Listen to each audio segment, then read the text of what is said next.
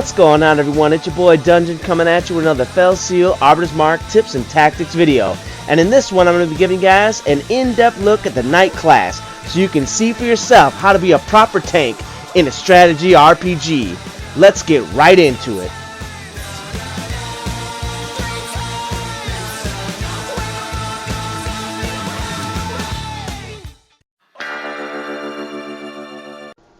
So the Knight class is one of those tank type classes in this game. It's pretty much the main one, and it actually has some pretty interesting abilities like One for All and Taunt, which you see in the background right now playing in this battle.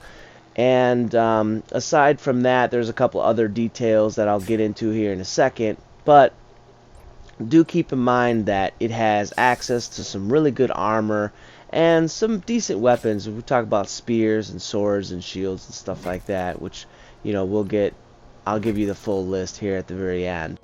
So what's super awesome is that you can see them killing each other, and with the counterattacks, my character is able to swoop in here at the very end and just get a nice sweet kill.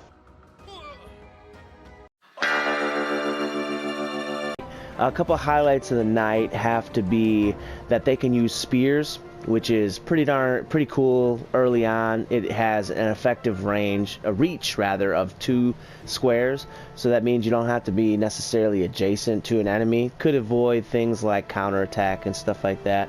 And then it also helps out with the movement, so you don't have to necessarily move as far in order to actually attack enemies. You've got the defend ability that I've spoken pretty highly about before.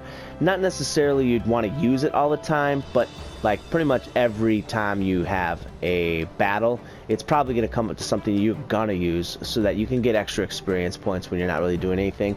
It could be tactical too, especially if you use it in conjunction with counterattack. You have Protect, which doesn't really come in handy too often, but it can if someone is kind of like down and out. Could help out quite a bit to basically protect them from dying.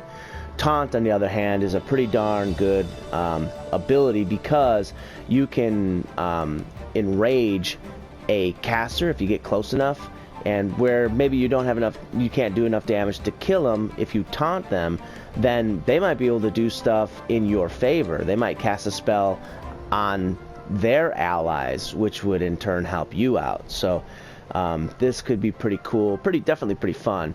Thorns, early game, it's actually pretty cool because it'll do damage to anyone who attacks it. Doesn't matter where they're at on the map, pretty much. It'll do damage, but it doesn't do a whole lot of damage, so aside from really early game, I wouldn't say it's worth it. I'd pretty much rather just have counterattack, honestly. Although I will say this, in conjunction with defend, this one is probably a little bit better early. Definitely better early game. Life Font will keep your units alive. Certainly all the way up to about mid-game. It'll keep your allies alive, and because every single time you walk around, so every turn, you'll be healing a number of hit points. So it's definitely something to get for sure. You definitely want to get this one. Chivalrous Spirit is cool because it's something to do. You don't really have anything to do, but if you feel like you need to use it, then you're probably in a pinch and something's gone wrong already. So I would say it's not like, I would get it, but I wouldn't probably find myself using it very often. Heavy hit's good against bosses or any other creature that has a lot of hit points. And All for One, used in conjunction with like ranger abilities, or not necessarily ranger abilities, but any kind of ranged abilities, like ranged regular attacks like bows or guns or crossbows. It can be super duper fun because for everyone on your party that attacks a creature within range, you'll get a free attack. This one is so good. As soon as you get it, you definitely want to switch to a character class that has ranged weapons, and even in end game you can pair this up with a class that has guns and then dual wield the guns and just do insane amount of damage. So One for All, super duper good, probably the best one on this whole entire list here. The only downside is that you need 16 magic points to initiate. So, and there's ways around it. Certainly late game, there's ways around getting that a little bit quicker. So that pretty much wraps up all the abilities that it has. The last thing I want to talk about is its leveling, and in general the leveling that it has is pretty average for a like fighter type class. And I'll put the tear sheet up on there so you can see what type of abilities and or not abilities, but weapons and armor that it can use too. Alright you guys, that concludes this episode of Fell Seal Arbiter's Mark Tips and Tactics video, where I gave you an in-depth look at the Knight class.